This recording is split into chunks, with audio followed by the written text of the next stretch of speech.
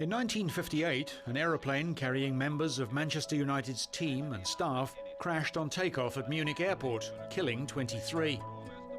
8 members of manager Matt Busby's celebrated Busby Babes perished in the accident.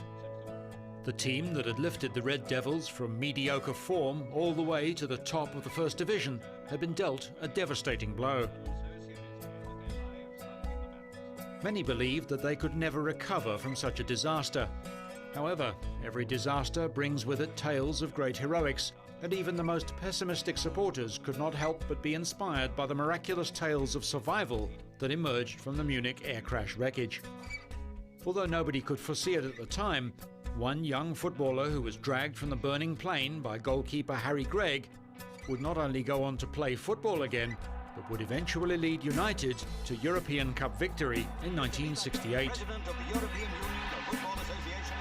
He would also play a pivotal role in winning England its first and so far only World Cup. Then teenaged Bobby Charlton escaped the disaster with minor injuries and scant recollection of what actually happened before the crash.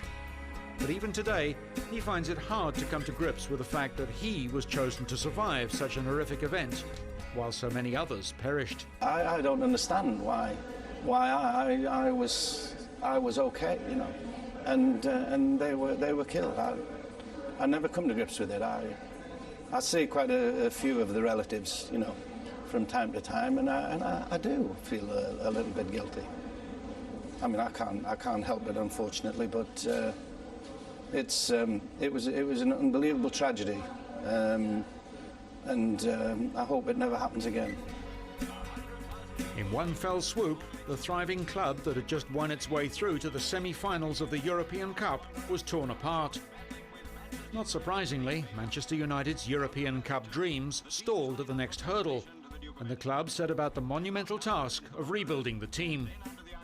If there was a man Busby could rely on in his club's hour of need, it was Charlton.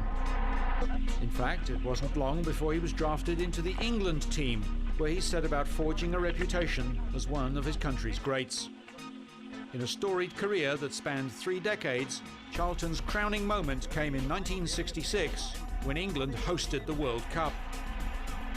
Charlton had been a key player in England's qualifying matches, but was well checked by West Germans Fritz Beckenbauer in the final.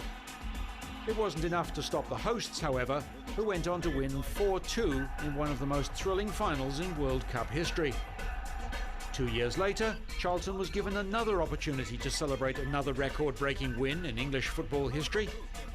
After many semi-final losses, the 1968 European Cup was Manchester United's shot at glory.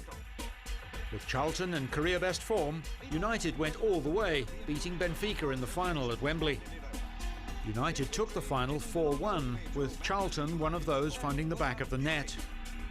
Only 10 years after Matt Busby had seen his dream team destroyed, Bobby Charlton helped him achieve the impossible with Man U's miraculous resurrection.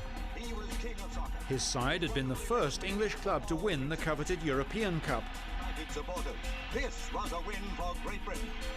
In 1970, Charlton announced his retirement from the English national team after playing 106 times for his country. 3 years later, he retired from football altogether and played his last game for United in 1973. It was something special, it was something really personal. He played a remarkable 758 times for the Red Devils, a record that remained unmatched until very recently, when Ryan Giggs played his 759th game against Chelsea in the Champions League final in May of 2008. Since retiring, Charlton has spent most of his time on the board of directors for Manchester United, which he joined in 1984.